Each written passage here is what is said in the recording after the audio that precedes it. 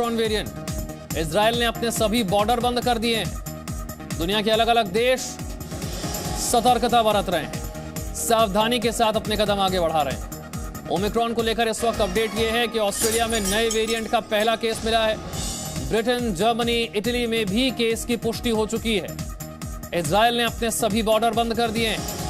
World health organisation ने variant of concern घोषित कर दिया है ओमिक्रॉन को, और भारत में भी नए वेरिएंट को लेकर हाई लेवल मंथन हुआ है।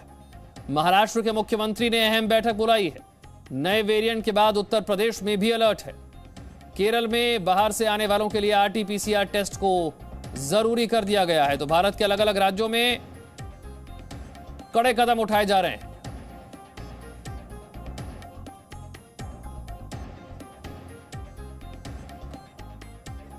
कई खास मेहमान हमारे साथ चर्चा में इस वक्त जुड़ रहे हैं। डॉक्टर संजय राय हमारे साथ हैं, जो कि प्रोफेसर है एम्स के। स्वाति माहेश्वरी इंटरनल मेडिसिन से हमारे साथ है। अनुराग मेहरोत्रा साहब हैं। सबसे पहले संजय राय जी, मैं आपसे शुरुआत करता हूं। हम 2-3 दिन से इस पर चर्चा कर रहे हैं और अब दुनिया के अलग अलग देशों में ओमिक्रॉन के केसेस पाए जाने लगे हैं। बहुत लिमिटेड जानकारी अब तक हमारे पास है, तो जो लिमिटेड जानकारी हमारे पास है उसके आधार पर कितना हम समझ पाए हैं इस वेरिएंट के बारे में और क्यों यह वेरिएंट ऑफ कंसर्न है? देखिए, जब पहली बार WHO को रिपोर्ट किया साउथ अफ्रीका ने, उनके यहाँ एक नए वेरिएंट है जिसकी इन्फेक्टिविटी ज़्यादा लग रही है, 24 को किया, अभी ठीक 4 दिन पहले। उस दिन WHO ने उसको जो है B.1.1.529 वेरिएंट करके डिटेक्ट किया था और वेरिएंट फॉर मॉनिटरिंग करके रखा था। इवन वेरिएंट ऑफ इंटरेस्ट भी नहीं रखा था। बट विद इन 2 डेज और एविडेंस जब साउथ अफ्रीका ने उनको प्रोवाइड कराया कि इवन ये जो है एग्जिस्टिंग इम्यूनिटी को भी बाईपास कर रहा है, जो ऑलरेडी एक्वायर्ड इम्यूनिटी है, जो एक्वायर्ड इम्यूनिटी वैक्सीन के थ्रू है। दुनिया में मेजॉरिटी ऑफ एक्वायर्ड इम्यूनिटी हमारी वैक्सीन के थ्रू है, क्योंकि हांगकांग में जो 2 लोग थे 2 पॉजिटिव पाए गए, दोनों ही जो है मैसेंजर आरएनए वैक्सीन से फुल्ली वैक्सीनेटेड थे। साउथ अफ्रीका में भी जो है देखिए अचानक साउथ अफ्रीका में केसेस कम हो गए थे, वो जो है 500 के नीचे चल रहे थे पिछले करीब महीने भर से देखा जाए तो, लेकिन वहाँ जो थोड़ा बढ़ना शुरू हो गया है। और ये जो फर्स्ट टाइम जो पॉजिटिव मिला है वो जो 9 नवंबर को सैंपल था उस पर पॉजिटिव फर्स्ट टाइम मिला है। ये जो नया ओमिक्रॉन हमारा ये जिसका नाम अब ओमिक्रॉन दिया, और 2 दिन के अंदर ही जो है उसको जो है वेरिएंट ऑफ कंसर्न कर लिया, क्योंकि वेरिएंट ऑफ कंसर्न कहते हैं जब इन्फेक्टिविटी ज्यादा हो, इसका प्रूफ मिल जाए या सीवियरिटी है। जहां तक सीवियरिटी की बात है, हमारे पास कोई ऐसा अभी तक एविडेंस नहीं है कि वो ज्यादा सीवियर भी है। वह जो है 2 एविडेंस अभी तक जो है कि एक तो सबसे ज्यादा की इन्फेक्टिविटी इसकी ज्यादा है और शायद डेल्टा से भी ज्यादा है, वो हमारे लिए थोड़ा कंसर्न का इशू हो सकता है। और दूसरा जो है ये जो है कि इम्यूनिटी को बाईपास कर रहा है, स्पेशली जो है वैक्सीन से रिलेटेड जो एक्वायर्ड इम्यूनिटी है उसको। अभी तक कोई ऐसा एविडेंस नहीं है कि जो नेचुरल इन्फेक्शन जिनको हो गया था, स्पेशली जो डेल्टा वेरिएंट से हुआ था, उनको भी बाईपास करने में सक्षम है कि नहीं। क्योंकि अगर ऐसा हो गया तब तो रियली बहुत ही बड़ी प्रॉब्लम आ जाएगी, तब ये कंप्लीटली न्यू वायरस हो जाएगा। जी हाँ डॉक्टर स्वाति, मैं फिर वही समझना चाहूंगा, वेरिएंट ऑफ कंसर्न किस आधार पर तय किया जाता है? क्यों बहुत तेजी से फैलता है इसलिए वेरिएंट ऑफ कंसर्न है? बहुत ज्यादा म्यूटेशन हो गए हैं या फिर मृत्यु दर ज्यादा है? क्योंकि इसका मृत्यु दर कितना है ये तो भी ठीक ठीक सामने भी नहीं आया है।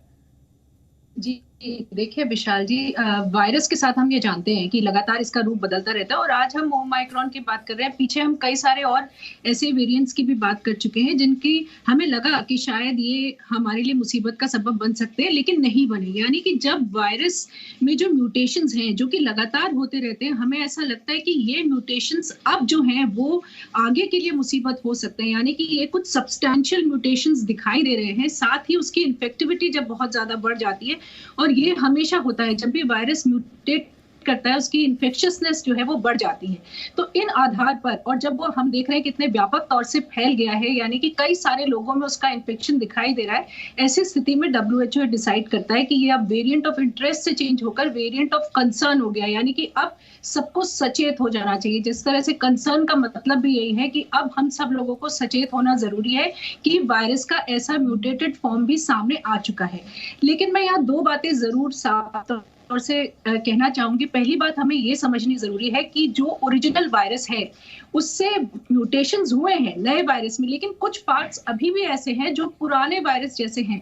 तो हमारा जो वैक्सीन के ऊपर विश्वास है वो खत्म नहीं होना चाहिए। वैक्सीन अभी भी जो है वेरिएंट से लड़ने में कुछ हद तक सक्षम है, साथ ही हमें सिवियर डिजीज से बचाने में सक्षम है।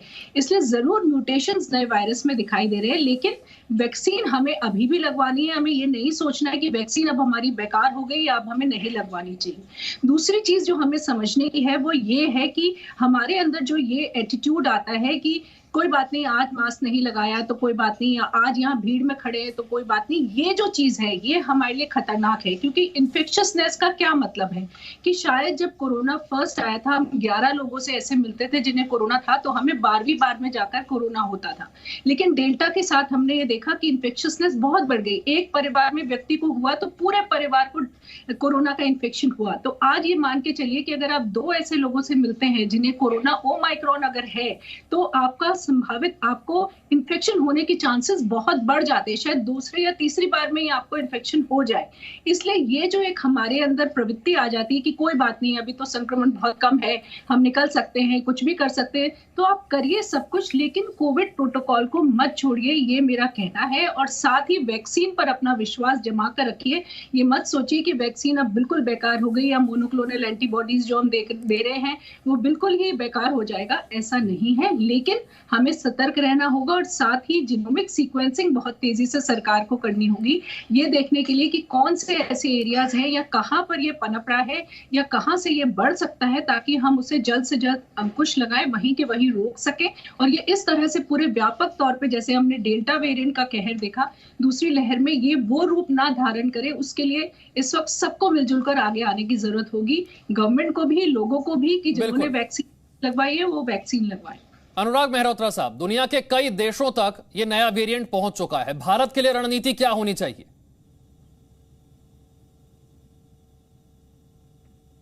नमस्कार। हमारा सिस्टम इस समय इतना गियर्ड अप है कोविड से लड़ने के लिए, हम उस पर थोड़ा ध्यान देना, इस बात पे भी ध्यान देना चाहिए। इसी कारण हम इतनी जल्दी पता कर पाए कि एक नया वेरिएंट आया है। साउथ अफ्रीका में कुछ केसेस कम हो गए थे, वहां अचानक केस बढ़े, तो इस समय genome sequencing is very frequent, very common every place. इसीलिए ये पता लग पाया कि अलग है कुछ। कंसर्न का विषय यह है कि इसके जो स्पाइक प्रोटीन है उसमें म्यूटेशन ज्यादा देखे गए, 30 के आसपास म्यूटेशन देखे गए। तो डर ये लगता है कि जो हमारी वैक्सीन है जो अधिकतर उसकी प्रोटीन्स के अगेंस्ट ही बनी हुई है, वो शायद कारगर ना हो।